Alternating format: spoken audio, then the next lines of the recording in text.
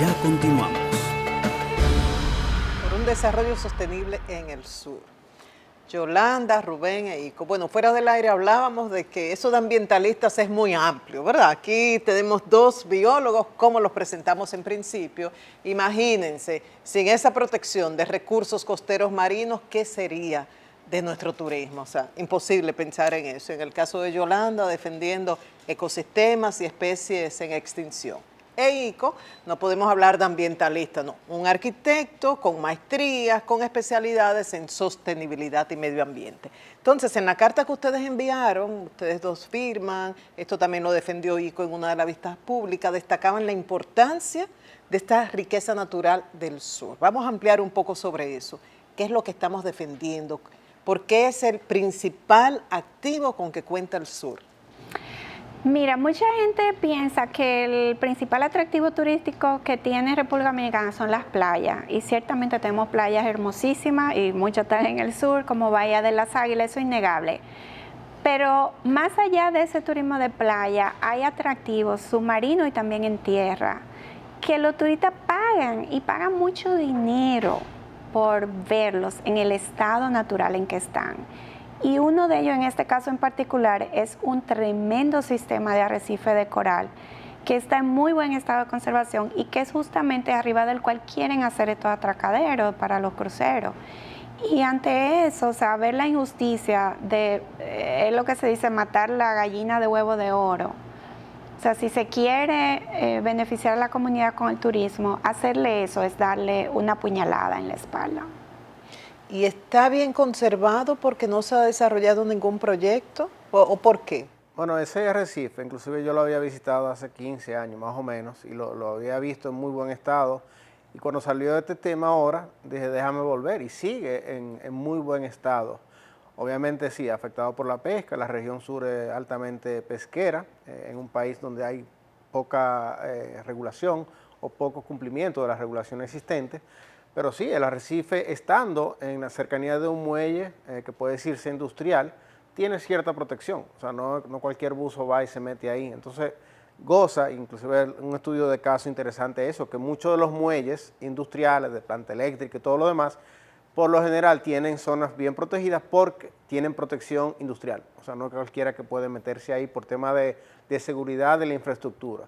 Entonces, ese arrecife en particular, a pesar de que ha recibido muchísimo impacto por el transbordo de bauxita y otros materiales que se dan ahí, es un polvo fino, que cuando se está haciendo el trasvase de la barcaza al barco, eso es una nube de polvo que cae en el mar y eso eventualmente se deposita.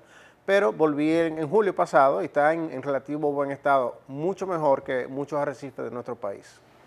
Y en la vista pública, el representante o los representantes, no sé, de la empresa, ¿entienden la importancia de esta riqueza natural? ¿La conocen, la desconocen? ¿Cuál es tu impresión, Ico? Hay técnicos, entre ellos uno que yo conozco de hace muchísimos años, que definitivamente entiende la importancia de este recurso. Hay otras personas que no me parece que hablaron con la altura necesaria y que definitivamente no me parece que hayan hecho un análisis profundo del tipo de coral que hay o de la riqueza en términos generales que hay en la zona. Te lo digo porque lo que nos presentaron como un estudio ambiental, yo no se lo acepto ni siquiera a mis estudiantes a ese nivel. ¿Y por qué? Porque no tiene el nivel y el rigor necesario. O sea, hay una señora que se paró y dijo, mire, aquí tenemos los humedales, aquí tenemos los arrecifes, aquí tenemos la montaña. O sea, eso no es ni remotamente un análisis riguroso de Y si impacto tú no ambiental. se lo aceptas, ni siquiera los estudiantes, ¿cómo pasa por el colador del Ministerio de Medio Ambiente? Mira, es una muy buena pregunta y yo me la he estado haciendo desde ese momento. ¿Eso da vergüenza? Realmente. Entonces, si a eso se le suma que no hay ese manejo a nivel técnico, cuando vinieron a proponer lo de movilizar, lo de reubicar los corales y la vida marina, porque no solamente hablaron de movilizar corales, que aquí están estos dos expertos que me pueden corregir, son corales pétreos. O sea, no estamos hablando de cuerno de ciervo, no estamos hablando son kilómetros de corales pétreos. Y decir eso es decir un disparate. Lo lamento por un amigo que tengo ahí, alguien a quien conozco hace mucho años, pero eso es un disparate. Osvaldo Vázquez. Osvaldo, eso es un disparate. Y encima de eso, mencionar que van a reubicar pepinos marinos, van a reubicar estrellas de mar, van a reubicar erizos. ¿Qué usted le va a decir? Bueno, miren, mis hijos, a partir de ahí, ustedes se mantienen hacia este lado, no vengan, porque aquí vienen los barcos y le van a hacer daño. O sea, ¿qué es eso?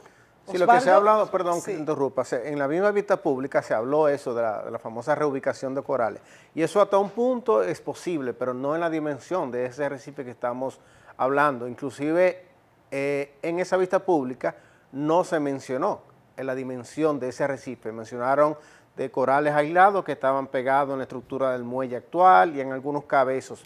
Pero hablando con ellos, justo antes de comenzar esa vista pública, yo le pregunté si habían visitado el arrecife del cual nosotros estábamos haciendo referencia y dijeron que sí, que esa mañana ellos bucearon ese arrecife y constataron que sí existe tal arrecife, que no era un invento de nosotros. Sin embargo, esa información no se puso en la vista pública. Yo tuve mi oportunidad de intervenir en la vista pública y yo pregunté a ellos si ellos habían ido a ese arrecife y si esa información no estaba incluida en la vista pública y me dijeron que no, que sí, que habían visitado, pero que esa información no se había presentado. O sea, el hecho de la posibilidad de mover ese arrecife que ellos vieron esa mañana, no creo que sea posible. A mí me preocupó sobre todo la manera en la que empieza ese equipo técnico a hablar de los valores ecológicos del lugar. Me preocupó porque es un discurso muy similar al discurso de la megaminería. Empezaron hablando del activo y del pasivo ambiental que había ahí. Hablaron primero, antes de hablar de los recursos que hay, empezaron a hablar diciendo que hay que recoger tal cosa, mostraron fotos que no Goma estoy seguro de que vieja. sea ahí, de goma vieja, de desecho de la actividad minera y de la actividad de los buques que sacaban la bauxita y eso. Cuando tú tienes técnicos que empiezan por ahí, eso significa que están defendiendo primero los intereses económicos de quien les contrató. Cuando usted tiene técnicos, biólogos, técnicos ambientales, que empiezan justificando que hay una inversión necesaria para poder limpiar el desastre que encontraron, eso es la primera bandera roja, porque ese es exactamente el mismo discurso de la megaminería para no hacerse responsable de lo que deja en una comunidad. Y cuando se habla de traslado, se presenta el caso de Punta Caucedo como un caso de éxito.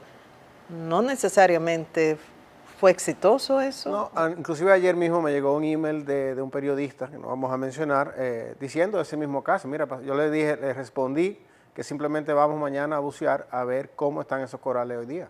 Esa es la única pregunta que yo le haría a esa gente. O sea, muchas veces en el término de traslado de corales o restauración se habla del esfuerzo. ¿Cuántos corales se movieron? Y no se habla cuántos corales sobrevivieron 10 años después.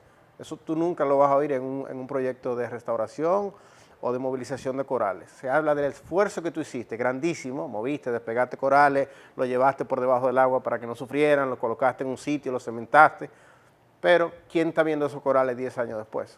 Esa es la gran pregunta. Y en una entrevista a Osvaldo Vázquez le hablábamos de eso y él decía, bueno, que él solamente podía garantizar 1 año, 2 años después, mientras él estuvo dando acompañamiento. A partir de eso no, entonces no sabemos el estado en que Correcto. ya tú podrás chequear eso. Correcto.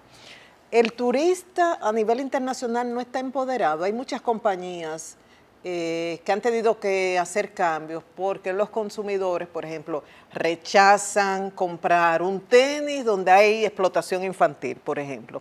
El turista que viene a bucear, a hacer snorkeling, no tiene conciencia ambiental, no desiste de ir a un país que no cumpla con las normas, preguntando a ver si podemos tener, aunque sea presión internacional, para cumplir con las reglas. Me encanta tu pregunta, porque precisamente el tipo de turismo que queremos en Pedernales es ese tipo de turista.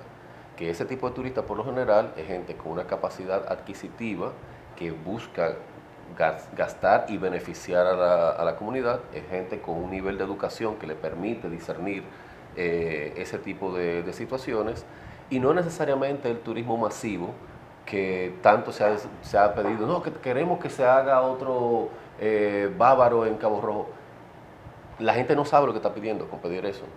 Porque buscar que llegue a Cabo Rojo el tipo de turismo que llega a Bávaro, que es un turismo masivo, que es un turismo que no necesariamente trae esos beneficios, es pedir también que Pedernales se convierta en otro Hoyo de Friusa, en otro Verón, porque no es ese tipo de turismo. Nosotros queremos que a Pedernales llegue el turista consciente, el turista que gasta dinero, el turista que busca beneficiar a la comunidad en función del recurso que está disfrutando.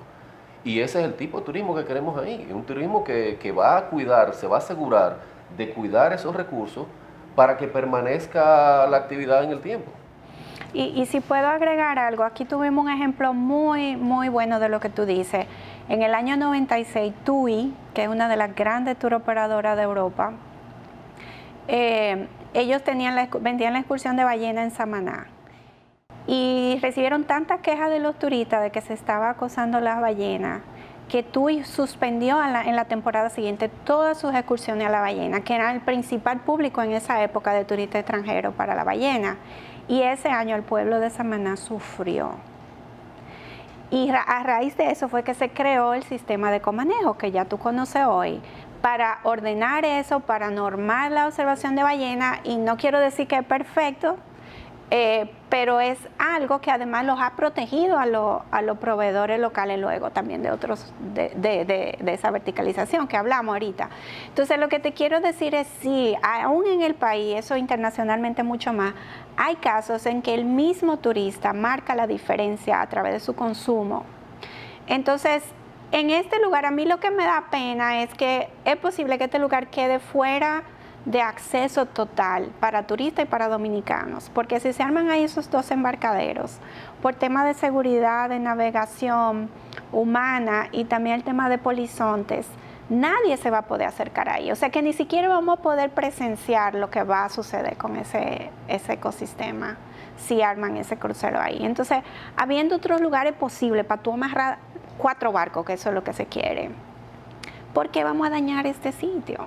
Entonces, básicamente ese es nuestro argumento. No estamos diciendo que no al puerto, sino vamos a hacerlo en un lugar que no estemos afectando de esa manera. Precisamente sobre eso vamos a hablar. La propuesta de ustedes, porque es no en este lugar, pero tienen una propuesta para otros espacios, como decía Ico en principio, que ayude no solamente en lo ecológico, sino también en lo económico y en la equidad. Volvemos en breve. Síguenos en nuestras redes sociales como Ser Humano TV.